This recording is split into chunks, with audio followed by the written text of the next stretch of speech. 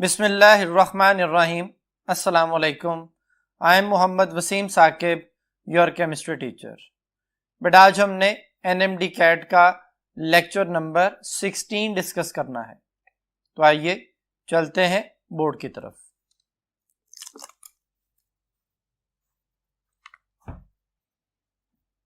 जी students, बेटा आज का जो हमारा लेक्चर है वो है थर्मोकेमिस्ट्री। थर्मोकेमिस्ट्री बेटा केमिस्ट्री की वो ब्रांच है जिसमें जो heat changes during any chemical reactions हैं उनके बारे में हम डिस्कस करते हैं। तो इसमें जो सबसे पहली चीज है वो है system. System, surrounding, boundary, state functions, ये बेटा उसकी बेसिक जो है ना वो रिक्वायरमेंट्स हैं, बेसिक कंपोनेंट्स हैं जिनसे मिलके हम थर्मोकेमिस्ट्री को स्टडी करेंगे। तो सबसे पहले system, anything under observation is called system. हर वो चीज जो अंडर ऑब्जर्वेशन है वो सिस्टम है बेटा। सिस्टम की तीन टाइप्स हैं, ओपन सिस्टम है, क्लोज सिस्टम है, आइसोलेटेड सिस्टम है। ओपन सिस्टम बेटा वो सिस्टम होता है जिसमें मैस और एनर्जी दोनों सिस्टम से बाहर मूव कर सके, बाउंड्री जो है उसे बाहर मूव कर सकें या बाउंड्री से अंदर आ सके, उसे ओपन सिस्टम कहते हैं। तो mass and heat can flow across the boundary. Boundary क्या है? ये बेटा फिजिकल लाइन भी हो सकती है, इमेजिनरी लाइन भी हो सकती है, जिसको क्रॉस करके मैस और हीट जो है वो सिस्टम से बाहर भी जा सके और सिस्टम के अंदर भी आ सके। ओपन सिस्टम बेटा आ गया। क्लोज सिस्टम जो है जिसमें सिर्फ हीट फ्लो कर सके, मैस जो है फ्लो ना कर सके। ओपन सिस्टम की एग्जांपल जो है वो ह्यूमन बॉडी है, कोई ओपन कंटेनर है जिसमें जो है ना वो कोई फर्ज करें लिक्विड पड़ा है, आप उसे हीट कर रहे हैं, तो हीट करने पे जो हीट है वो सिस्टम के अंदर आ रही है और मैस यानी वो जो लिक्विड है उसके वेपर सिस्टम से बाहर जा रहे हैं, तो वो ओपन सिस्टम है। जैसे हम खाना वाना खाते हैं तो ओपन सिस्टम है, हमारी बॉडी से हीट रिलीज होती है, ओपन सिस्टम है। क्लोज सिस्टम वो है जिसमें एक कंटेनर के अंदर कोई गैस बंद कर दी जाए, कोई लिक्विड बंद कर दिया जाए और फिर वो उसमें से रिलीज ना हो सके, सिर्फ हीट सिस्टम के अंदर आ सके, उसे हम क्लोज सिस्टम का नाम देते हैं। आइसोलेटेड सिस्टम बेटा ऐसा सिस्टम जिसमें ना हीट ना मैस, कोई चीज जो है वो सिस्टम की बाउंड्री के अक्रॉस फ्लो ना कर सके। जैसे थर्मस फ्लास्क होती है, आप उसमें कोई चाय वगैरह रख देते हैं तो वो कई घंटों तक गर्म रहती है, यानी उसमें कोई हीट जो है वो सिस्टम में से लूज नहीं हो रही। कोई मैस, अगर उसमें से आप कोई भी जो है ना वो लिक्विड वगैरह बाहर नहीं निकाल रहे तो फिर मैस भी सिस्टम से बाहर मूव नहीं कर रहा। तो मैस और हीट दोनों सिस्टम की बाउंड्री के अंदर कंटेन्ड रहते हैं, तो हम ये कहते हैं कि जो ना दोनों फ्लो नहीं कर सकते अक्रॉस द बाउंड्री, उसे आइसोलेटेड सिस्टम जो है वो कहा जाता है। अब सिस्टम के बाद जो नेक्स्ट चीज है वो है स्टेट फंक्शन। स्टेट फंक्शन क्या चीज है?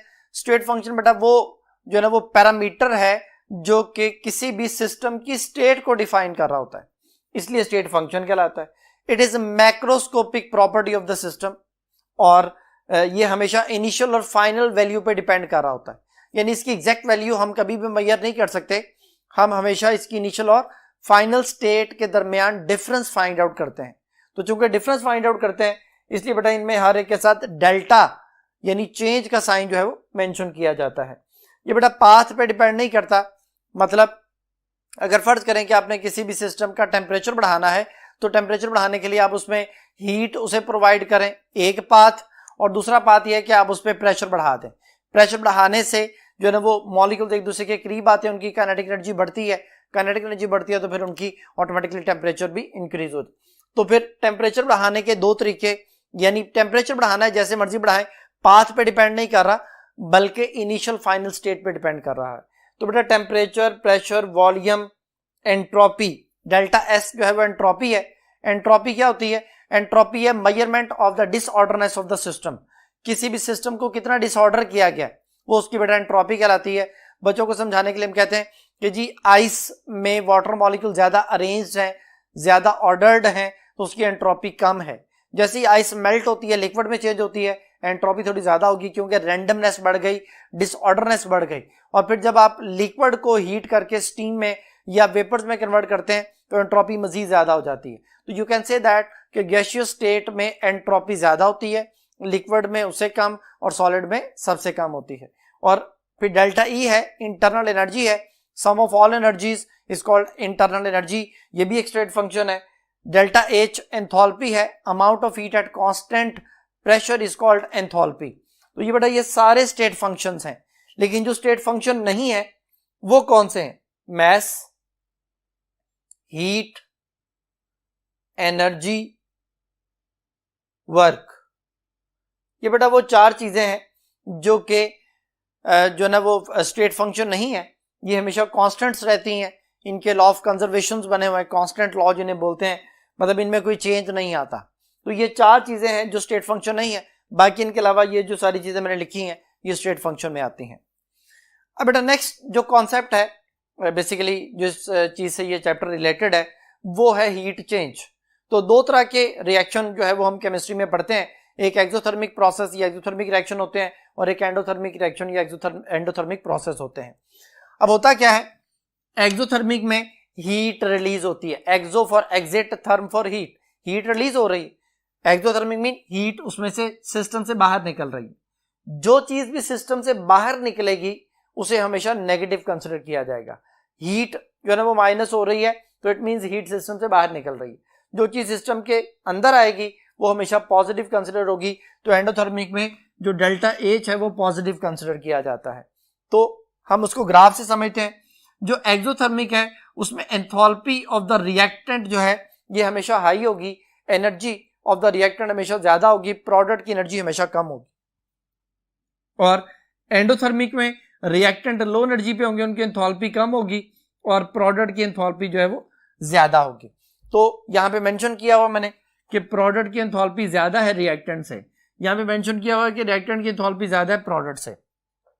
अब मोस्ट इंपॉर्टेंट चीज, यहां पे रिएक्टेंट के मॉलिक्यूल्स ऑलरेडी हाई एनर्जी पे हैं। हाई एनर्जी पे मीन उन्हें थोड़ी सी एनर्जी चाहिए रिएक्शन स्टार्ट करने के लिए। The amount of energy required to start the chemical reaction is called activation energy. तो बेटा इसकी एक्टिवेशन एनर्जी बड़ी थोड़ी होती है, इसलिए रिएक्शन हमेशा फास्ट होता है। यानी थोड़ी सी एनर्जी रिक्वायर्ड होने पे ये रिएक्शन जो है वो स्टार्ट हो जाता है। मतलब ये हुआ कि इसके रिएक्टेंट के जो बॉन्ड्स हैं वो अनस्टेबल हैं, यानी बॉन्ड तोड़ने के लिए जो एनर्जी चाहिए वो बड़ी थोड़ी है और बॉन्ड बनते हुए जो एनर्जी रिलीज होती है वो बहुत ज्यादा है। इसलिए आप ये कह सकते हैं कि energy released during the bond formation is greater than the energy required during the bond breaking. वो जो बॉन्ड ब्रेकिंग में एनर्जी रिक्वायर्ड थी वो बड़ी थोड़ी सी है बेटा ये है, और जो एनर्जी रिलीज हो रही है ड्यूरिंग बॉन्ड फॉर्मेशन वो बहुत ज्यादा है। तो ऑटोमेटिकली डेल्टा एच जो है वो नेगेटिव आ जाएगा। तो यहां पे हम ये कहते हैं कि रिएक्टेंट की हीट एनर्जी एंथैल्पी ज्यादा है प्रोडक्ट से। यहाँ पे एग्जांपल में carbon plus oxygen goes to carbon dioxide. अब कार्बन की बेटा डिफरेंट फॉर्म जो है वो आप देखते हैं हाइड्रोकार्बन में, जैसे पेट्रोल है, गैस वगैरह है, इनको बहुत थोड़ी एनर्जी रिक्वायर्ड होती है, इनको आग लगती है, कार्बन डाइऑक्साइड बनती है और लॉट ऑफ हीट रिलीज होती है। यहाँ पे energy required in bond breaking, reactant बहुत लो एनर्जी पे है। जैसे इस कमरे में नाइट्रोजन ऑक्सीजन दोनों गैसेस मौजूद हैं, लेकिन they need a very high energy, they need a very high amount of heat और temperature to start the chemical reaction, क्योंकि वो बहुत ज्यादा स्टेबल हैं। फिर इतनी ज्यादा एनर्जी रिक्वायर्ड है कि ये जाके रिएक्शन करें, इतनी एनर्जी ने प्रोवाइड की जाए कि इनके बॉन्ड ब्रेक हो। तो यू कैन से दैट कि energy required in bond breaking ये बेटा ग्रेटर है then the energy released during bond formation. तो बॉन्ड ब्रेकिंग में जो एनर्जी रिक्वायर्ड है वो ज्यादा है, ये देखें ये बेटा बहुत ज्यादा एनर्जी रिक्वायर्ड है, और बॉन्ड फॉर्मेशन होनी है लेकिन उसमें बहुत थोड़ी सी एनर्जी रिलीज होती है। तो इसमें फिर एंडोथर्मिक जो रिएक्शन बनता है, हीट सिस्टम के अंदर एब्जॉर्ब होती है, देन वो रिएक्शन जो है वो स्टार्ट होता है। तो चूंकि हम अभी बात कर रहे हैं एंथैल्पी की, तो फिर एंथैल्पीज जो हैं उसकी बहुत सारी टाइप्स हैं। एंथैल्पी ऑफ द रिएक्शन जो है आपके सामने स्क्रीन पे स्लाइड्स नजर आ रही हैं बेटा आपको, उसमें देखें सबसे पहले नंबर पे जो हमारे पास चीज आ रही है वो है standard enthalpy of the reaction. इसकी जो ना डेफिनेशन बड़ी सिंपल सी है कि किसी भी केमिकल रिएक्शन में अमाउंट ऑफ हीट एवॉल्व या एब्जॉर्ब होती है किसी भी केमिकल रिएक्शन में एट स्टैंडर्ड टेम्परेचर प्रेशर। बेटा रिएक्शन के लिए जो स्टैंडर्ड टेम्परेचर वो 25 डिग्री सेंटीग्रेड है, यानी 298 केल्विन है, और प्रेशर 1 एटमॉस्फेरिक प्रेशर होता है। तो उस वक्त जितनी हीट सिस्टम में एब्जॉर्ब हो रही है या रिलीज हो रही है, that is called standard enthalpy of reaction. इसकी बेटा जो ना बहुत सारी टाइप्स होती हैं, उन टाइप्स में हमारे पास जो यहाँ पे जो कंसिडर की गई हैं वो पहले नंबर पे है standard enthalpy of formation. Enthalpy of formation but आपके सामने ये लिखी हुई है, तो इसकी डेफिनेशन क्या है? अमाउंट ऑफ हीट रिक्वायर्ड और रिलीज। अब रिक्वायर्ड और रिलीज का मतलब है कि वो एक्सो हो सकती है, वो एंडो हो सकती है। अब रिक्वायर्ड एंडो है और रिलीज में एंडो जो ना वो एक्सो हो जाती है। कब? When 1 mole of product is formed, कि अगर 1 मोल प्रोडक्ट बनता है फ्रॉम इट्स एलिमेंट्स, कि उसके जो भी एलिमेंट है जिससे मिलकर वो प्रोडक्ट बनना है, उसे मिलने पे अगर 1 मोल कंपाउंड बन रहा है under standard condition, standard temperature pressure पे, तो जितनी अमाउंट ऑफ हीट रिक्वायर्ड या रिलीज होगी that is called as enthalpy of formation. तो आपने क्या याद करना है कि इसमें पॉजिटिव या नेगेटिव वैल्यू दोनों पॉसिबल है, यानी एक्सो एंडो दोनों जो है ना प्रोसेस हो सकते हैं। नेक्स्ट जो है वो हमारे पास एंथैल्पी ऑफ एटमाइजेशन है बेटा। एंथैल्पी ऑफ एटमाइजेशन हमेशा एंडोथर्मिक होती है। इसमें बेसिकली आपने किसी भी सब्सटेंस के गैसियस एटम बनाने हैं, तो अगर फर्ज करें वो सब्सटेंस सॉलिड है, लिक्विड है, तो आप उसे ब्रेक करेंगे, उसके एटम्स के दरमियान गैप क्रिएट करेंगे। उसके लिए आपको क्या करना पड़ेगा? हीट प्रोवाइड करनी पड़ेगी। जब हीट प्रोवाइड करेंगे तो वो एंडोथर्मिक प्रोसेस हो जाएगा। तो इसलिए एंथैल्पी ऑफ एटमाइजेशन हमेशा एंडोथर्मिक रिएक्शन होता है, एंडोथर्मिक प्रोसेस होता है, डेल्टा एच पॉजिटिव होगा। तो इसकी डेफिनेशन क्या है? Amount of heat energy absorbed when 1 mole of gaseous atoms are formed from its elements under standard condition. यहाँ पे नीचे हाइड्रोजन की उसने एग्जाम्पल बनाई हुई है। 1 मोल गैसियस एटम बनाने के लिए जितनी एनर्जी रिक्वायर्ड है वो है 218 किलो जूल पर मोल, जो कि एंथैल्पी ऑफ एटमाइजेशन कहलाती है। नेक्स्ट बेटा एंथैल्पी ऑफ न्यूट्रलाइजेशन। ये हमेशा बेटा नेगेटिव होती है, यानी एक्सोथर्मिक प्रोसेस है। इसमें क्या होता है? न्यूट्रलाइजेशन का प्रोसेस होता है। When 1 mole of H ion from acid and 1 mole of OH ion from base combine together to form 1 mole of water, कि 1 मोल वाटर बनाने के लिए, जो कि कैसे बनेगा? 1 मोल H आयन आएंगे from acid, 1 mole OH ion आएंगे फ्रॉम बेस, और ये दोनों मिलकर वाटर बना देंगे। तो जितनी हीट रिलीज होगी that is called as enthalpy of neutralization. तो एक स्ट्रॉन्ग एसिड स्ट्रॉन्ग बेस के लिए ये वैल्यू -57.4 किलो जूल पर मोल होती है। फिर नेक्स्ट बेटा एंथैल्पी ऑफ कंबस्टन। कंबस्टन का मतलब होता है कि किसी भी चीज को ऑक्सीजन की मौजूदगी में जलाना। अब एंथैल्पी ऑफ कंबस्टन में क्या होता है? ये हमेशा इसमें जो है एक्सोथर्मिक प्रोसेस होता है, हीट रिलीज होती है। तो amount of heat evolve when 1 mole of substance is completely burned in excess of oxygen under standard condition at STP। तो जितनी अमाउंट ऑफ हीट रिलीज होती है, जैसे कार्बन डाइऑक्साइड जब बनती है तो -393.7 किलो जूल पर मोल जो है वो एनर्जी रिलीज होती है। और लास्ट पे है enthalpy of solution. But enthalpy of solution जो है ये अमाउंट ऑफ हीट रिक्वायर्ड भी हो सकती है और रिलीज भी हो सकती है, यानी एक्सो एंडो दोनों पॉसिबल हैं। When 1 mole of substance is dissolve in excess solvent, जब आप 1 मोल सॉल्यूट को किसी भी जो है एक्सेस अमाउंट ऑफ सॉल्वेंट में डिसॉल्व करते हैं, तो जितनी amount of heat required release होगी वो उसकी एंथैल्पी ऑफ सॉल्यूशन होगी।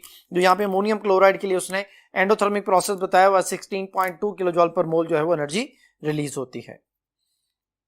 अब बेटा नेक्स्ट टॉपिक को समझने के लिए हम नेक्स्ट बोर्ड की तरफ चलते हैं। जी स्टूडेंट्स, बेटा एंथैल्पीज को मेजर करने के लिए हमारे पास जो इंस्ट्रूमेंट है वो है कैलोरीमीटर। कैलोरीमीटर की बेटा 16 टाइप्स होती हैं, लेकिन फिलहाल यहाँ पे आपके कोर्स में 2 टाइप्स मौजूद हैं। एक है ग्लास कैलोरीमीटर और दूसरा है बॉम्ब कैलोरीमीटर।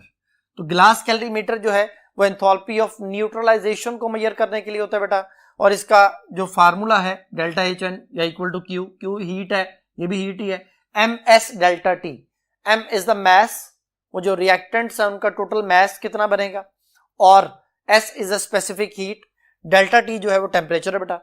इसी तरह जो बॉम्ब कैलोरीमीटर है वो enthalpy of combustion find out करने के लिए होता है, और इसको भी आप Q कह सकते हैं। ये C डेल्टा T के इक्वल है, क्योंकि इसमें हम कंसिडर करते हैं कि मैस ऑफ 1 ग्राम, हमारे पास सब्सटेंस जो है उसका 1 ग्राम मैस होना चाहिए, जो कि आप उसको कंबस्ट कर रहे होंगे इन एक्सेस ऑफ ऑक्सीजन। तो C delta T, C is called as heat capacity. वो जो हीट कैपेसिटी है वो क्या है कि एक जो है वो हम डिग्री टेम्परेचर बढ़ाना चाहते हैं सब्सटेंस का, 1 ग्राम सब्सटेंस का, तो जितना टेम्परेचर रिक्वायर्ड होगा that is called as heat capacity. तो ये बेटा जो दोनों कैलोरीमीटर्स हमारे कोर्स में है, ये बेसिकली तब एंथैल्पी मेजर कर सकते हैं जब 1 स्टेप रिएक्शन होगा। अगर मल्टी स्टेप रिएक्शन है फिर उसके लिए बेटा हेसिस लॉ होता है जो हम बाद में डिस्कस करेंगे। अब इससे रिलेटेड ये जो हमारे पास कैलरीमीटर्स हैं इनके जो फार्मूले हैं इससे रिलेटेड एक एमसीक्यू है जिसमें हमने न्यूमेरिकल टाइप एमसीक्यू है, कैलकुलेशन करनी है। तो बेटा देखिए क्वेश्चन है neutralization of 50 cubic centimetre of 0.5 molar NaOH at 25 degree centigrade with 50 cubic centimetre of 0.5 molar HCl 25 degree centigrade is raised to 31 degree centigrade. जो बेटा वो कहता है कि न्यूट्रलाइजेशन हमने की है 50 cubic centimetre of 0.5 molar NaOH है और 50 cubic centimetre of 0.5 molar HCl है। एसिड बेस को मिलाया, न्यूट्रलाइजेशन हुई, सॉल्ट बना और हीट रिलीज हुई। वो टेम्परेचर कहता है 25 से बढ़ के 31 हो गया। टेम्परेचर हम डेल्टा टी फाइंड आउट करेंगे। फाइंड एंथैल्पी ऑफ न्यूट्रलाइजेशन हमने डेल्टा H1 फाइंड आउट करना है। Specific heat of water Q जो है वो जो बेसिकली S है उसने हमें दी हुई है 5 जाउल पर केल्विन पर ग्राम। तो बेटा हम इसकी कैलकुलेशन करते हैं। मैंने यहाँ पे कुछ बातें लिख ली हैं, देन हम इसकी एंथैल्पी ऑफ न्यूट्रलाइजेशन को कैलकुलेट करते हैं। तो देखिए बेटा स्पेसिफिक हीट दी गई है 5 जाउल पर केल्विन पर ग्राम। अब मैस हमने फाइंड आउट करना है क्योंकि फार्मूला है MS डेल्टा टी। एस तो दे दिया, डेंसिटी का फार्मूला होता है मैस पर वॉल्यूम। तो मैस पर वॉल्यूम से यहाँ पे वॉल्यूम इधर आके मल्टीप्लाई हो जाएगा, mass is equal to volume into density. अब वॉल्यूम जो है वो क्या है बेटा, वॉल्यूम दो चीजों को उसने प्रोवाइड किया था कि 50 क्यूबिक सेंटीमीटर HCl है और 50 क्यूबिक सेंटीमीटर जो है वो NaOH है। बेटा एसिड बेस दोनों जब आपस में मिला दिए तो अब टोटल वॉल्यूम जो है वो हमारे पास 100 क्यूबिक सेंटीमीटर हो गया, इसलिए मैंने दोनों को ऐड कर लिया। मल्टीप्लाई बाय डेंसिटी जो है वो 1 होती है, तो इन दोनों को ऐड करने से 100 मल्टीप्लाई बाय 1 100 ग्राम हमारे पास बेटा उसका मैस आ गया। एस दिया हुआ है, डेल्टा टी टेम्परेचर बताया था कि 31 डिग्री जो है ना वो बढ़ के हो गया, इनिशियल टेम्परेचर 25 था, तो delta T T2 minus T1 6 जो है ना वो डिग्री सेंटीग्रेड लिख लें या 6 केल्विन लिख लें। क्योंकि ये डेल्टा टी है तो डिफरेंस केल्विन सेंटीग्रेड दोनों में सेम होता है। तो ये हमारे पास आ गया जी 6 टेम्परेचर आ गया। अब M है 100, S है 5 और डेल्टा टी है 6, मल्टीप्लाई किया 3000 जाउल हमारे पास जो आ गया, क्योंकि स्पेसिफिक हीट जो थी वो जाउल में दी गई थी बेटा।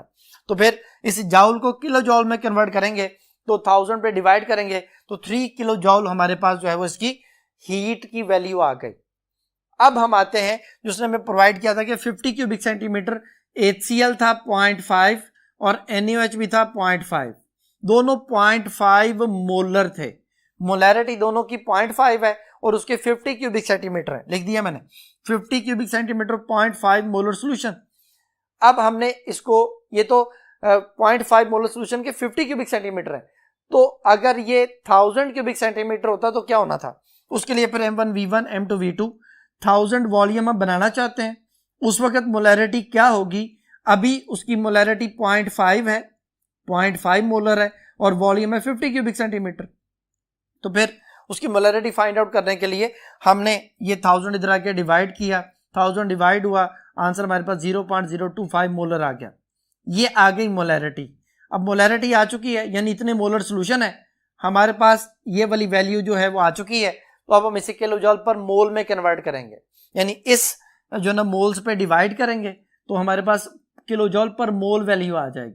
तो 3 डिवाइडेड बाय 0.05 मतलब हमारे पास ये जो 3 है, 3 को जब आप 0.025 यानी इसका पॉइंट अगर आप खत्म करते हैं तो बेटा इसके नीचे 1000 आ जाएगा, 1000 नीचे से ऊपर इधर आके मल्टीप्लाई होगा, तो 3 मल्टीप्लाई बाय 1000 आ गया और डिवाइडेड बाय 25 आ गया। 25 को जब इसे आप कैंसिल करेंगे 25 4 100 और 0 आ गया। 40 को आप 3 से मल्टीप्लाई करेंगे 120 किलो जॉल आया।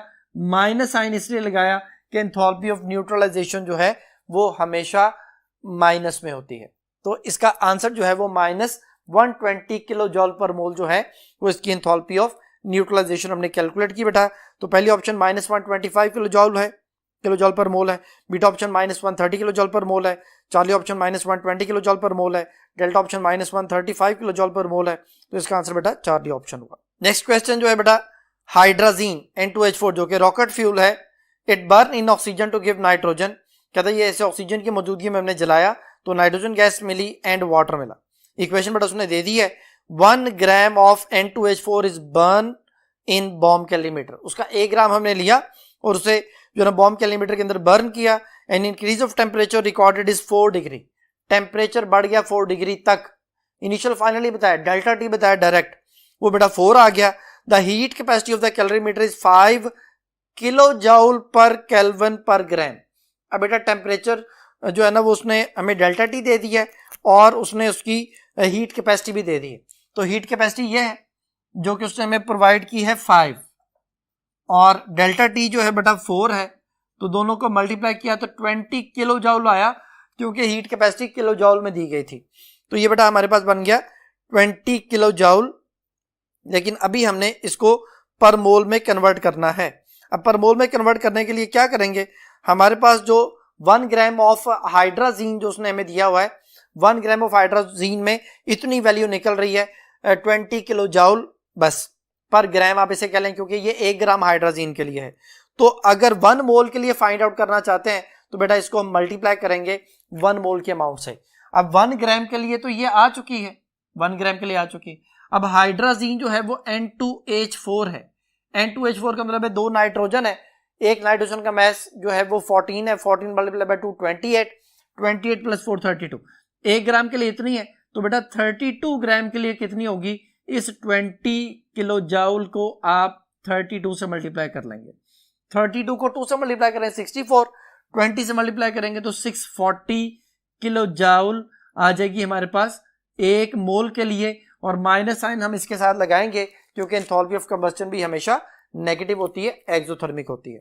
फिर हमारे पास जो आंसर बनेगा वो -640 किलो जूल पर मोल बनेगा बेटा। तो पहली ऑप्शन है -640 किलो जूल पर मोल और यही बेटा इसका आंसर है। बीटा ऑप्शन पॉजिटिव 640 है, ये तो आंसर नहीं बनता। Charlie option 620 kilo joule per मोल है, ये भी आंसर नहीं बनता। और डेल्टा ऑप्शन -620 ये भी पॉसिबल नहीं है, तो आंसर हुआ अल्फा ऑप्शन। जी बेटा, अब नेक्स्ट जो टॉपिक है उसको समझने के लिए हम नेक्स्ट बोर्ड की तरफ चलते हैं।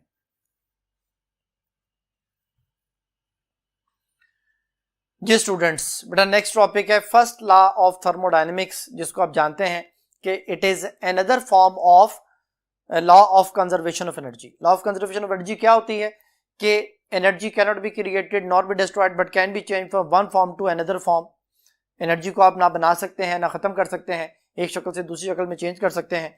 इसकी मैथमेटिकल फॉर्म 2 है बेटा, delta E is equal to Q plus P delta V, कि जब कोई भी हीट किसी सिस्टम को प्रोवाइड की जाती है तो वो 2 काम करती है। एक तो इंटरनल एनर्जी को बढ़ाती है। इंटरनल एनर्जी क्या है, सम ऑफ ऑल एनर्जीज। कौन see all energies? Kinetic energy जो है उसकी 3 टाइप्स हैं, translational kinetic energy, rotational kinetic energy और वाइब्रेशनल काइनेटिक एनर्जी। इसके साथ पोटेंशियल एनर्जी आ जाएगी। तो ये 4 एनर्जीज का जो सम है वो हमारे पास इंटरनल एनर्जी है।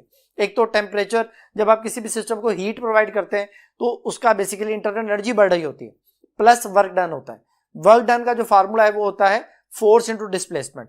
अब फोर्स जो है उसकी जगह अगर प्रेशर इंटू एरिया लिख लिया जाए तो प्रेशर, एरिया और डिस्टेंस, ये एरिया और डिस्टेंस मल्टीप्लाई करके वॉल्यूम बन जाता है। तो हमारे पास ये उसकी फर्स्ट लॉ ऑफ थर्मोडायनेमिक्स की एक स्टेटमेंट आ गई।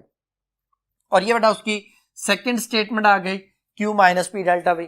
तो जैसे मैंने अभी आपको बताया था कि जो चीज भी सिस्टम के अंदर आती है वो हमेशा पॉजिटिव होगी और जो चीज सिस्टम से बाहर निकलेगी वो नेगेटिव होगी।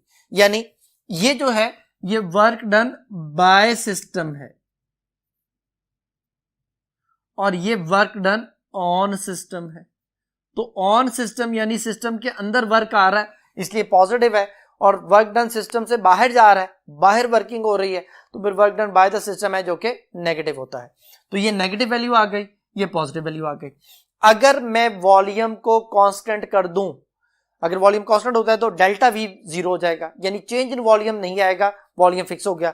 तो जब डेल्टा वी 0 हो जाएगा बेटा तो इसकी जगह पर 0 खत्म हो गया, delta E is equal to Q V, यानी इंटरनल एनर्जी की एक और डेफिनेशन आ गई। इंटरनल एनर्जी की डेफिनेशन क्या बनी, amount of heat at constant volume. और इसी तरह जो है ना वो एंथैल्पी को कैलकुलेट कर सकते हैं, जो मैंने अभी आपको डेफिनेशन थोड़ी देर पहले बताई थी, वो क्या थी, amount of heat at constant pressure. जब आप प्रेशर कांस्टेंट करते हैं तो जितनी अमाउंट ऑफ हीट किसी सिस्टम में एब्जॉर्ब होती है वो उसकी एंथैल्पी कहलाती है।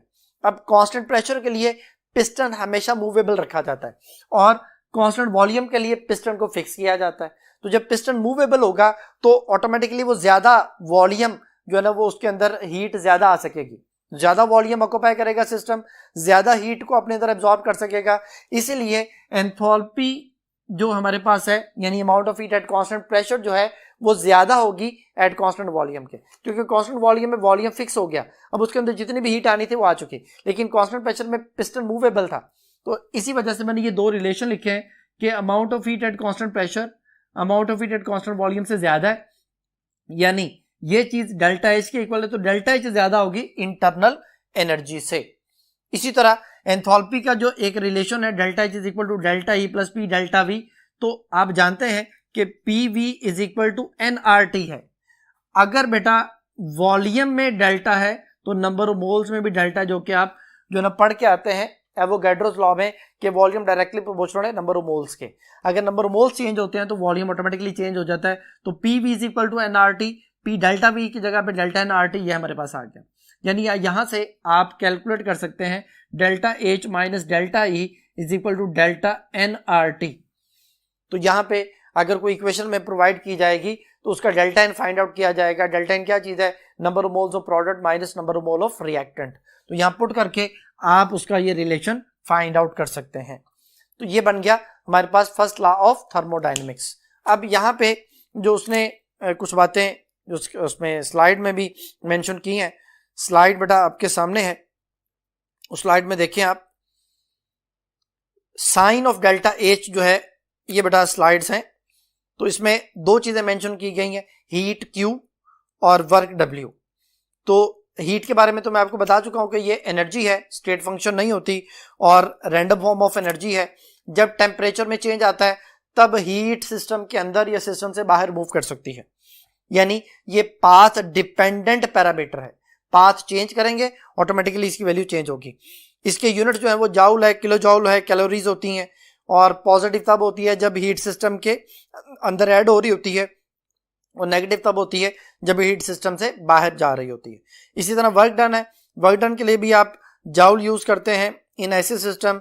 इस तरह जो 1 जाउल है वो 10⁻⁻7 अर्ग के बराबर होता है, अर्ज होते हैं बेटा, या 1 न्यूटन मीटर या 1 किलोग्राम पर मीटर स्क्वायर पर सेकंड स्क्वायर जो है बन जाता है। 1 किलोग्राम मीटर स्क्वायर पर सेकंड स्क्वायर बनता है। तो ये सारे जो है ना वो 1 जाउल के यूनिट्स हैं बेटा। वर्क डन नेगेटिव कब होता है? जब work done is by the system हो। और वर्क डन पॉजिटिव कब होता है? जब work is done on the system हो। तो ये सारी बातें हमने पहले डिस्कस कर ली हैं। अब बेटा आपके सामने जो चीज हम समझने लगे हैं वो है हेसिस लॉ।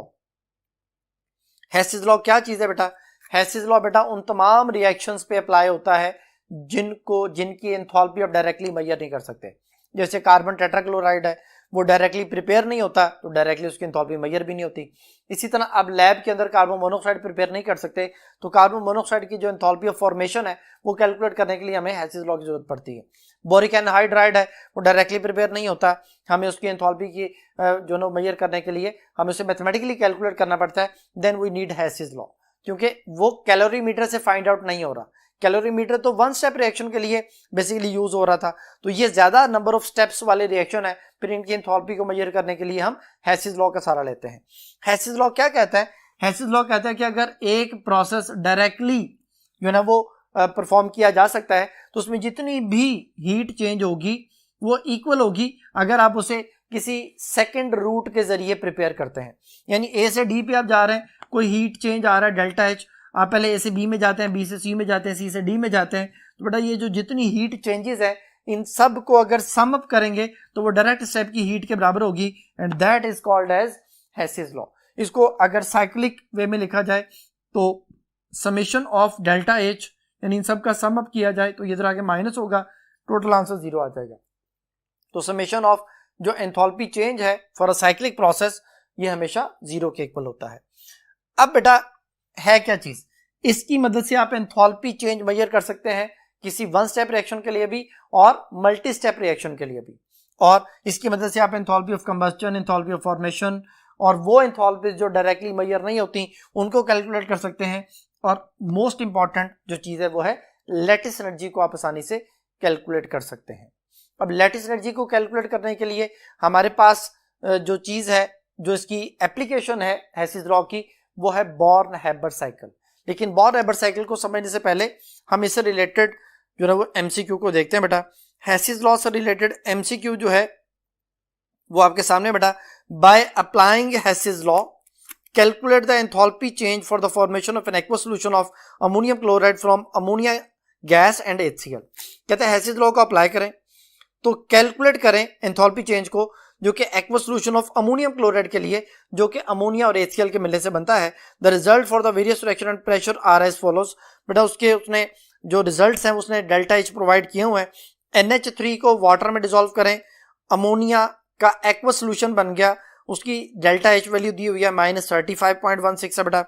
HCl को आपने वाटर में डिसॉल्व किया, उसका एक्वा सॉल्यूशन बना, उसकी एंथैल्पी दी गई है -72.41 किलो जूल पर मोल। फिर इन दोनों एक्वा सॉल्यूशन को जब आपस में मिलाएंगे तो अमोनियम क्लोराइड का एक्वा सॉल्यूशन बन जाएगा जिसकी एंथैल्पी दी गई है -51.48 किलो जूल पर मोल।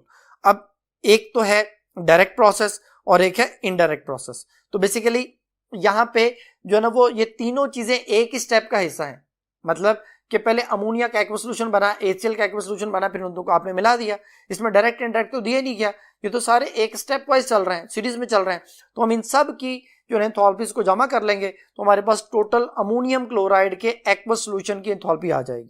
तो -35, -72, -51 जब आप तीनों का सम अप करेंगे तो -159.05 किलो जूल पर मोल बनता है जो कि अल्फा ऑप्शन में लिखा हुआ है, बाकी ऑप्शन मैच नहीं करती, तो इसका आंसर हुआ अल्फा ऑप्शन। अब बेटा नेक्स्ट जो कॉन्सेप्ट है वो है हमारे पास born-Haber cycle.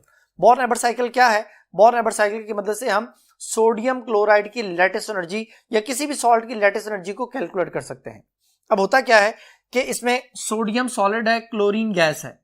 Sodium solid chlorine gas दो डिफरेंट जो है ना हमारे पास आप कह सकते हैं कि कंपोनेंट्स हैं, उनकी फिजिकल स्टेट डिफरेंट है। डायरेक्टली अगर आप प्रिपेयर करते हैं तो ये डेल्टा H है, लेकिन यहां पे से डेल्टा HF कहा गया है एंथैल्पी ऑफ फॉर्मेशन, जो कि उसने वैल्यू हमें दे दी है। डेल्टा HF की वैल्यू है बेटा -411 किलो जूल पर मोल। अब इसी प्रोसेस को इनडायरेक्टली देखते हैं कि पहले सोडियम का गैसियस आयन बनाएं। अब सोडियम का गैसियस आयन बनाने के लिए दो स्टेप आपको चाहिए। ये सॉलिड है और ये गैस लिखा हुआ है, यानी पहले आपको एटमाइजेशन करनी पड़ेगी सोडियम की, जो कि होती है 108 किलो जूल पर मोल। फिर सोडियम सॉलिड से जब गैस बन गया तो आपने उसकी आयोनाइजेशन करनी है। तो enthalpy of ionization of sodium जो कि होती है 496 किलो जूल पर मोल। ये बेटा दो स्टेप हमने किए और हमारे पास जो है वो सोडियम गैसियस आयन बन गया। सोडियम से जो है वो आपने एक इलेक्ट्रॉन रिमूव कर दिया, उसकी ionisation energy 496 kilo joule per मोल जो है ना वो अमाउंट प्रोवाइड करके। अब क्लोरीन पे आते हैं। क्लोरीन मॉलिक्यूल है तो हमें क्लोरीन की एटमाइजेशन करनी पड़ेगी। Atomization of chlorine 121 kilo joule per mole. ये सारी एंडोथर्मिक जो है वैल्यूज है, यानी हीट रिक्वायर्ड है बेटा। और एंड पे क्लोरीन एटम जब बन जाएगा तो आपने उसके अंदर एक इलेक्ट्रॉन ऐड करना है तो क्लोराइड आयन बनेगा। इलेक्ट्रॉन की एडिशन को इलेक्ट्रॉन एफिनिटी कहा जाता है, जो कि क्लोरीन की हमारे पास जो है वैल्यू है -349 किलो जूल पर मोल। अब ये चार स्टेप में आप सोडियम सॉलिड से sodium gaseous ion, chlorine molecule से क्लोरीन गैसियस आयन बना चुके हैं। यानी ये अभी एक जो ना चीज आई है। अब ये दो ऑपोजिट आयंस वाले जो गैसियस आयन है, जब इनको आपस में कंबाइन किया जाता है तो जितनी अमाउंट ऑफ हीट रिलीज होती है that is called lattice energy. तो हम इस प्रोसेस को कहते हैं डेल्टा HX। डेल्टा HX जो है वो किसके इक्वल है? यहां पे लिख रहा हूं, डेल्टा HX इक्वल है एटमाइजेशन ऑफ सोडियम और आयोनाइजेशन ऑफ सोडियम। फिर इसको हम जरा सेपरेट कर देते हैं। फिर एटमाइजेशन ऑफ क्लोरीन और इलेक्ट्रॉन एफिनिटी ऑफ क्लोरीन। इन सारी वैल्यूज को सम अप करते हैं बेटा। 108 है, 496 है और 121 है, -349 है। ये प्लस माइनस करके आंसर आता है 376 किलो जूल पर मोल। ये बेटा डेल्टा HX आ गया। अब डेल्टा HX के बाद जब ये गैसियस आयन बन गए तो इनको अब आपस में जोड़ के जो है ना इनको सॉलिड 1 मोल ऑफ सॉलिड बनाना है, तो इसको बोलते हैं लैटिस एनर्जी। लैटिस एनर्जी की डेफिनेशन क्या है कि जब 1 मोल गैसियस आयंस मिलाने के बाद 1 मोल सॉलिड बन जाए तो जितनी अमाउंट ऑफ हीट रिलीज होती है that is called lattice energy. तो अब हेसिस लॉ की मदद से हमने लैटिस एनर्जी कैलकुलेट करनी है, जिसको आप डायरेक्टली कैलोरीमीटर से कैलकुलेट नहीं कर सकते। अब हेसिस लॉ क्या है? डायरेक्ट स्टेप की एनर्जी, ये है डायरेक्ट स्टेप। तो डायरेक्ट स्टेप की एनर्जी इक्वल है sum of indirect steps. Indirect step है कि पहले आपने डेल्टा एच एक्स ये काम किया, उनके आयंस बनाए और बाद में फिर उनको आयंस को आपस में मिलाया। तो delta H F is equal to delta H X plus delta H L. इसकी वैल्यू है -411 और इसकी वैल्यू हुई है 376 प्लस लैटिस एनर्जी। ये इधर आके बेटा माइनस हो जाएगा, -411 -376 लैटिस एनर्जी आ गई बेटा -787 किलो जूल पर मोल। ये लैटिस एनर्जी सोडियम क्लोराइड के लिए है। यानी इस तरीके से आप किसी भी सॉल्ट की, किसी भी कंपाउंड की लैटिस एनर्जी जो है वो कैलकुलेट कर सकते हैं। तो ये सोडियम क्लोराइड की थी। अब बेटा इन सारे टॉपिक्स को जिनको अब तक हम पढ़ चुके हैं, इन सब से रिलेटेड कुछ एमसीक्यूज हैं, अब हम उनको डिस्कस करते हैं। पहला एमसीक्यू है बेटा, whenever a reaction is endothermic then it means, कहता है जब कभी भी रिएक्शन एंडोथर्मिक होता है तो उसका मतलब क्या होता है? पहली ऑप्शन है heat is transferred from surrounding to the system, बिल्कुल ठीक है। एंडोथर्मिक है तो इसका मतलब है हीट एब्जॉर्ब करेगा, यानी सराउंडिंग से सिस्टम की तरफ जो है वो हीट आएगी, पहली बात सही है। बीटा ऑप्शन है heat content of the product is greater then those of the reactant, कि जो प्रोडक्ट की हीट है वो ज्यादा है और रिएक्टेंट की कम है, यानी रिएक्टेंट बहुत लो एनर्जी पे है, स्टेबल है, उन्हें जब तक हीट प्रोवाइड नहीं की जाएगी रिएक्शन नहीं होगा, यानी दूसरी बात भी सही है। तो फिर ये दोनों बातें अगर सही है तो चार्ली आंसर होगा बोथ ए एंड बी। और डेल्टा ऑप्शन है heat content of the reactant is greater then those of the product, तो ये गलत है, ये एक्सोथर्मिकली होता है, क्योंकि उसने सवाल में एंडोथर्मिक बता दिया था, इसलिए बेटा डेल्टा पॉसिबल नहीं है। इसका आंसर है चार्ली ऑप्शन। नेक्स्ट क्वेश्चन है बेटा, what type of the reaction constitute a limiting case between the spontaneous and non spontaneous reaction? ये बेटा स्पॉन्टेनियस प्रोसेस वो प्रोसेस होता है जो खुद ब खुद हो रहा हो, जो नेचुरल प्रोसेस है, जिसको स्टार्ट होने के लिए वेरी लिटिल अमाउंट में एनर्जी रिक्वायर्ड होती है, जिसकी जो हमारे पास हीट है मोस्टली वो एक्सोथर्मिक होता है। चंद एक स्पेशल केस है, जैसे वाटर, उसमें जो वाटर इवेपोरेशन जो उसकी है ये एंडोथर्मिक है लेकिन स्पॉन्टेनियस है, और किसी सॉल्ट की जो आयोनाइजेशन है ये एंडोथर्मिक होती है लेकिन स्पॉन्टेनियस होती है। तो जितने भी स्पॉन्टेनियस प्रोसेस हैं ये ज्यादातर यूनिडायरेक्शनल होते हैं, नेचुरल है इसलिए यूनिडायरेक्शनल होते हैं। यूनिडायरेक्शनल है तो इसका मतलब ये हुआ कि वो इरिवर्सिबल होते हैं। अब पहली ऑप्शन जो है वो इरिवर्सिबल है। सवाल ये था कि what type of reaction constitutes a limiting case between the spontaneous and non spontaneous, कौन सी चीज लिमिटिंग केस है बेटा? तो जो इरिवर्सिबल है ये तो स्पॉन्टेनियस को फॉलो कर रहे होते हैं। बीटा ऑप्शन है रिवर्सिबल, रिवर्सिबल जो है वो स्पॉन्टेनियस को फॉलो नहीं करते। और जो चार्ली ऑप्शन है न्यूक्लियर रिएक्शन, ये भी में नहीं न्यूक्लियर रिएक्शन आ सकते हैं क्योंकि न्यूक्लियर रिएक्शन भी सिंगल स्टेप होते हैं या यूनिडायरेक्शनल होते हैं, और थर्मल रिएक्शन ये भी जो है वो यूनिडायरेक्शनल हो सकते हैं। तो रिवर्सिबल रिएक्शन जो है वो नॉन स्पॉन्टेनियस की पहचान है, तो ये लिमिटिंग केस हो जाएगा, यानी इसका आंसर होगा बीटा ऑप्शन। नेक्स्ट क्वेश्चन है बेटा, mark the incorrect statement. Incorrect statement बेटा हमने बतानी है। अल्फा ऑप्शन है system, anything which is under observation, बिल्कुल ठीक है। बीटा ऑप्शन है बीकर, बीकर जो है वो सिस्टम होता है, बीकर सिस्टम नहीं हो सकता, बीकर बेटा बाउंड्री होती है। बीकर के अंदर जो भी आप कंपाउंड, लिक्विड, गैस जो भी चीज रखेंगे वो सिस्टम है। बीकर बाउंड्री है जो इसको जो है ना वो से बचा रही है सराउंडिंग से, तो it is non as boundary, it is not system. Charlie option है surrounding, environment of the system, हर वो चीज जो सिस्टम को इफेक्ट करती है उसकी सराउंडिंग है बेटा। चार्ली ऑप्शन भी ठीक है। डेल्टा ऑप्शन है बाउंड्री, द इंटरफेस रियल और इमेजिनरी, वो हद जो कि रियल भी हो सकती है इमेजिनरी भी हो सकती है, which is separate system and surrounding, जो सिस्टम और सराउंडिंग को अलग-अलग करें वो बाउंड्री कहलाती है, ठीक है। डेल्टा ऑप्शन भी ठीक है। बीटा ऑप्शन गलत है क्योंकि बीटा सराउंड जो है ना वो बाउंड्री बनती है, सिस्टम नहीं। नेक्स्ट क्वेश्चन बेटा, which of the following has minimum heat of neutralization, कहते हैं किसकी जो है ना एंथैल्पी ऑफ न्यूट्रलाइजेशन जो है वो सबसे कम होगी।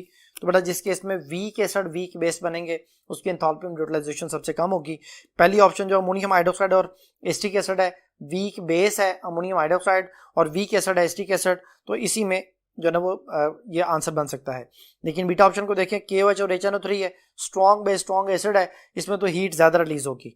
चार्ली ऑप्शन है NaOH और H2SO4, ये भी स्ट्रॉन्ग एसिड स्ट्रॉन्ग बेस है, इसमें भी हीट ज्यादा रिलीज होगी। डेल्टा ऑप्शन है NaOH और HCl, ये भी स्ट्रॉन्ग एसिड स्ट्रॉन्ग बेस है, इसमें भी ज्यादा हीट रिलीज होगी। अल्फा जो है उसमें वीक एसिड वीक बेस है, इसलिए उसमें मिनिमम हीट ऑफ न्यूट्रलाइजेशन होगी बेटा। नेक्स्ट जो MCQ है वो हेसिस लॉ से है।